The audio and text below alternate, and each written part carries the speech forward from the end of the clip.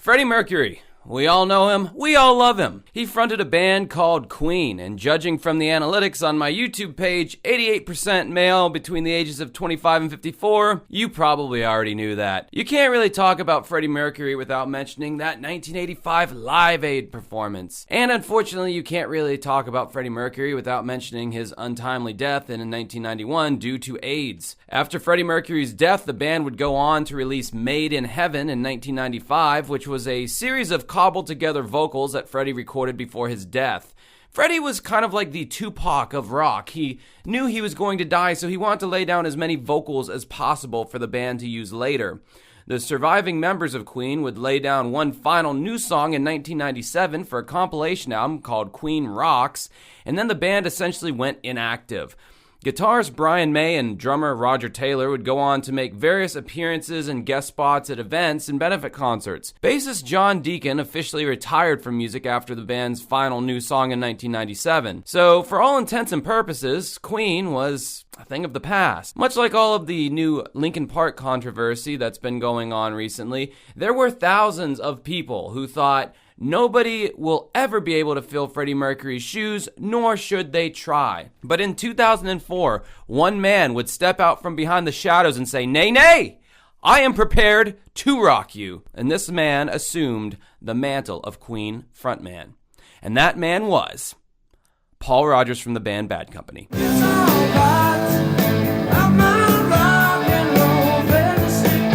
That's right, not only did the Queen plus Paul Rodgers band go on to several world tours, but they even made a brand spanking new Queen studio album in 2008. Did you know that? Stick around as we look into Queen plus Paul Rodgers' bizarre 2008 experiment, The Cosmos Rocks. This is Dancing with Ghosts. Ain't got no hope. I got no idea what to do.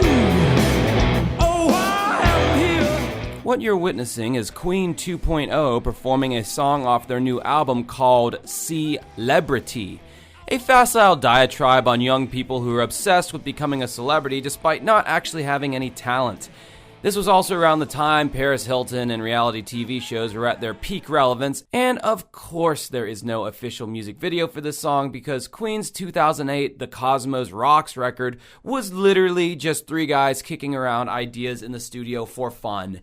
There wasn't going to be a big promotional blitz like with a normal album by a band of this caliber. And for this Queen record, much like their tour, the lead singer would be Paul Rodgers. Paul Rodgers was best known for fronting several successful groups in the past, but his most well-known would be Bad Company. With classic rock staples such as Feel Like Making Love, Rock and Roll Fantasy, and their self-titled hit, Bad Company were a force to be reckoned with on the rock and roll circuit in the 1970s, but by the 1980s, their blues-tinged rock sound wasn't meshing well with all the synthesizers and drum machines permeating the airwaves with the burgeoning new wave movement. Queen, on the other hand, did pretty well in the 1980s thanks to the band's fearlessness to innovate. Queen was never really a straightforward, balls-to-the-wall rock band in the way that Bad Company was.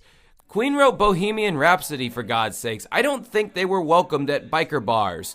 However, in the long run, Queen took the crown and remained very much relevant to this day, winning over thousands of new listeners with their slightly quirky style. Many have made the argument that charismatic frontman Freddie Mercury was the reason for Queen's success, but that is selling the band short by a criminal margin. All of these guys were talented. All of them could write songs, and most of them could sing. But it was Freddie Mercury who was the icing on the cake, pushing the band into legend status. Sadly, though, charisma and creativity often come from a lifestyle of decadence, or at least facilitate that lifestyle. Freddie was very much into sex, drugs, and rock and roll, but it was the sex part that ultimately led to his downfall. Freddie started showing signs of HIV back as early as 1982 and was officially diagnosed with AIDS in 1987. The band would bravely soldier on with Freddie confidently at the helm until his death in 1991. As I said in the intro, a posthumous album titled Made in Heaven was released in 1995, and the band was pretty much over at that point. As the careers of Paul Rodgers and the surviving members of Queen faded into the distance, their paths would cross at an event inducting Queen into the UK Music Hall of Fame. Paul would fill in on some Queen songs, and it became apparent the group had some chemistry. The decision was made in 2004 that the band would reform as Queen plus Paul Rodgers, as this was seen as a limited time thing that would not be permanent. Original bass player and collaborator John Deacon did not rejoin the group since he found it particularly hard to carry on without Freddie Mercury as frontman. And as a side note, time has not been kind to John Deacon, especially compared to his bandmates. Anyway, Queen plus Paul Rodgers' Return of the Champions tour kicked off in 2005 and spanned the globe throughout 2006 to critical acclaim. I grew up listening to Queen, so even in 2005, as young as I was, I already had nostalgia over this band. When I heard they were coming to my city with Paul Rodgers as the lead singer, I was a little asshole about it, and I just wrote them off as a fake band. And it was only after doing research for this video that I discovered Paul Rodgers' voice fits very well with Queen's music. One man, one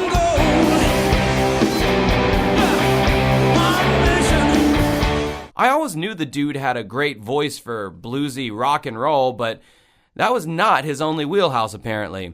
I wish I hadn't been so quick to write off this band with Paul, but with that being said, I would have given anything to have seen Queen live with Freddie Mercury. After a year of successful touring, guitarist Brian May confirmed that Queen plus Paul Rodgers were going into the studio to record the first album of new material since '95's Made in Heaven. Unlike former member John Deacon, Brian May and drummer Roger Taylor had always been keen on continuing the Queen legacy through live performance and now through new music. The band entered the studio in late 2006 and the album was released in September of 2008. The album received mixed reviews, with a particularly harsh review coming from The Guardian's Alex Petritis stating, quote, "The lyrics were stupid, trite, a bit offensive, and bound to have an undermining effect on whatever musical efforts they put behind it." Ouch. Okay, so let's break down this fucking thing here.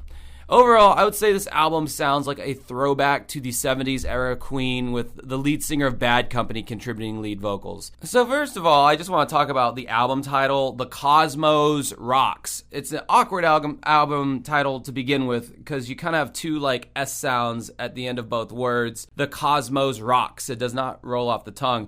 Also, I mean, just given that name and kind of the sparse album cover, it feels like you're about to witness a laser light show that's Queen themed, and this is going to be a little souvenir that they're selling at the end of the laser light show. It does not sound like a proper name for a comeback album or even any kind of album of any form. So just right off the bat, I thought that was a really lame way to title the album. So track 1, Cosmos Rockin'. I did not make up any of these album titles, song titles, whatever. There's like this devil voice that starts off at the intro saying, "Let there be rock and roll," which, like, oh my god, you're getting into like very much Spinal Tap territory at this point, but whatever. It's got that Led Zeppelin song, Rock and Roll. Basically, it's got that same kind of drive to it. Perhaps one of these lyrics coming up is what the Guardian writer meant by stupid. "Police come over, said stop the noise. Beat kicks in, now he's one of the boys." Like, is this like an 80s feel-good, like coming-of-age movie that this song is a soundtrack to? This sounds like the exact song that Jack Black would have written for School of Rock. It's just got that very cliche classic rock sound to it. Track 2 is called Time to Shine. Kind of sounds like a U2 song. Especially the chorus. And by the way, the band is big on copyright striking, so I won't be able to play any of this music hardly, but it's all on YouTube if my descriptions aren't sufficient. Track 3, Still Burnin', sounds like a modern-day Bad Company song, but lacking the soaring hooks that could be found in a classic Bad Company song. In this song, he says rock and roll will never die, which, you know, whenever you have to make a statement like that, it's kind of like, who you trying to convince here, buddy? The audience or yourself? Because I think it's pretty undebatable that rock and roll has pretty much died as far as being socially relevant. It's now just old nerds like me that still listen to it. In the middle of the song, they interpolate the "We Will Rock You" beat, the jing jing jing jing, which I thought was like really kind of shocking. And I've said this before in my previous videos. Anytime that you have to harken back to more successful songs or periods of your career in a song, that's usually not a good sign. Like if Smashing Pumpkins put out a new song and Billy Corgan's like, despite all my rage, I'm still just a rat in a cage. I still am, you guys. Yeah, that wouldn't be a good sign. Track 4 is a song called Small. It's a driving acoustic number. It also has a bit of a later era YouTube feel to it. Nothing all that special or memorable about this song. It sounds neither like Bad Company nor Queen. Track 5, War Boys. This song's a nice little rocker, almost like a modern day Bad Company song. Probably my second favorite song off this album. The reason why I keep saying these sound like Bad Company songs instead of like a new Queen song is because, well, the lead singer. I mean, the voice kind of defines the band for a lot of people, and I'm not hearing a lot of definable Queen riffage in here. I'm just hearing some stock-ish rock riffs. I'm not even really hearing those big choral backgrounds that Brian and Roger used to contribute back when Freddie was around. Track 6, We Believe, sounds like something I could hear Freddie Mercury singing on a late-era Queen album, but he's not.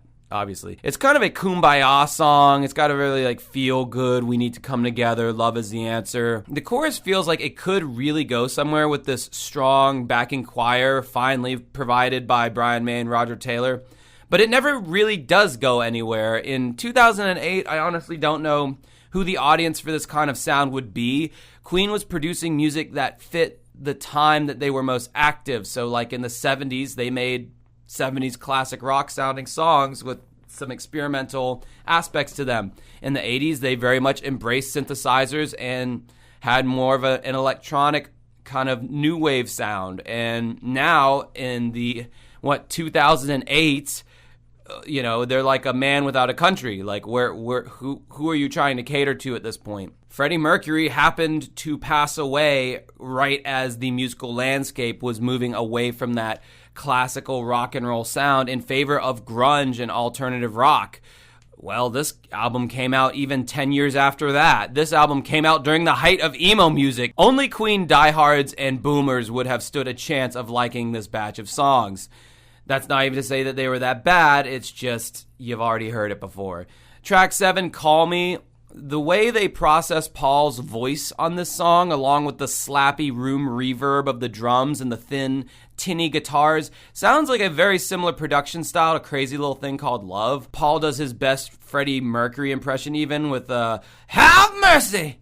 But then again, I think every classic rocker said, have mercy, at some point in one of their songs in the 70s. Track 8, Voodoo, sparse, bluesy rocker. Paul Rodgers' voice is still sounding great around this time. And that's all I really have to say about this song. Track 9, Celebrity. They had to be clever with the spelling there. This was one of the singles, little crowd noise sampling in the beginning. That's a first for this record. This is probably the heaviest riff on the entire album. Now, with a song called Celebrity, I already explained in the intro what the lyrical content of this song is, but unfortunately for Queen, Trent Reznor had already won the award for Best Cynical Song Mocking Celebrity Obsession with his 1998 single Starfuckers Incorporated.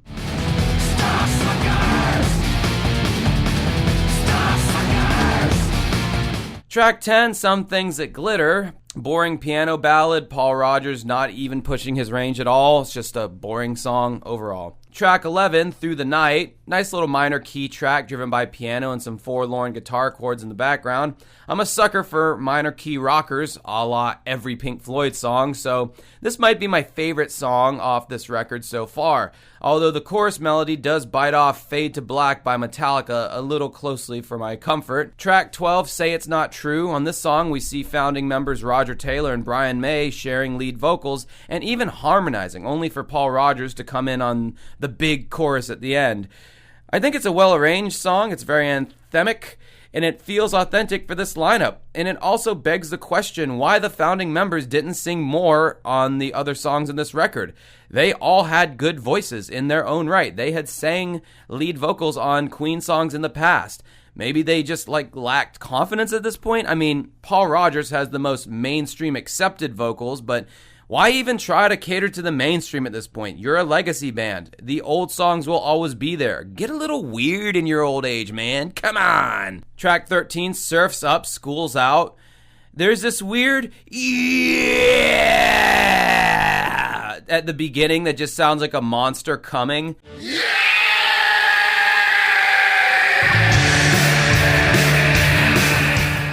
They repeat this odd yeah throughout the entire song. I don't know what the fuck it's supposed to be. This is a bizarre little song. It has these distorted, palm-muted guitars in the background of the most of the song, which gives you this feeling of unease, like it's building up to something. And then it hits this like synthy break, only for another creepy yeah. And what's up with the name of this song? Did a Beach Boy wander into the recording studio or something? I don't know. I just kind of feel like Beach Boys pretty much have the copyright for any song with the word surfing in the title. And finally, we get to the last song, if you want to call it that, Small Reprise. It's a nice little instrumental that calls back to the U2 sounding song that I mentioned earlier. It's fine, I guess. I mean, yeah, overall, I would say this album is pretty mid. Queen was beyond their young experimental selves at this point. This band was known for using the studio as its own instrument with all of the unique vocal layers, the panning effects, and practical effects to achieve certain sounds. It's why their music was so interesting and innovative to begin with. You don't really find any of that here. This was kind of a throwback record for their core audience. The album did not do well commercially, I will say.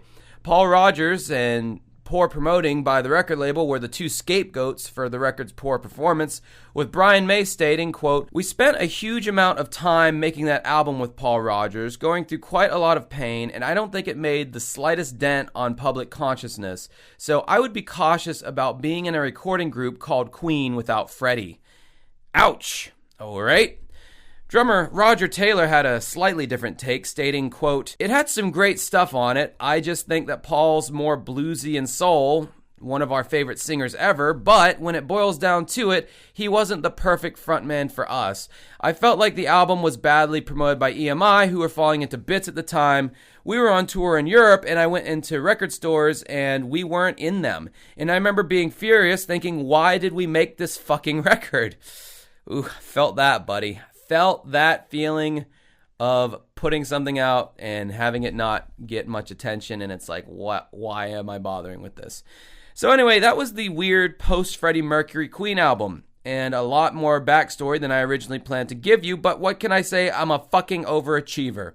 Anyway, let me know if you ever even knew this album existed before this video. Also, what are some of your favorite underrated Queen songs / albums? There's a lot of them out there, buddy. A lot of underrated Queen.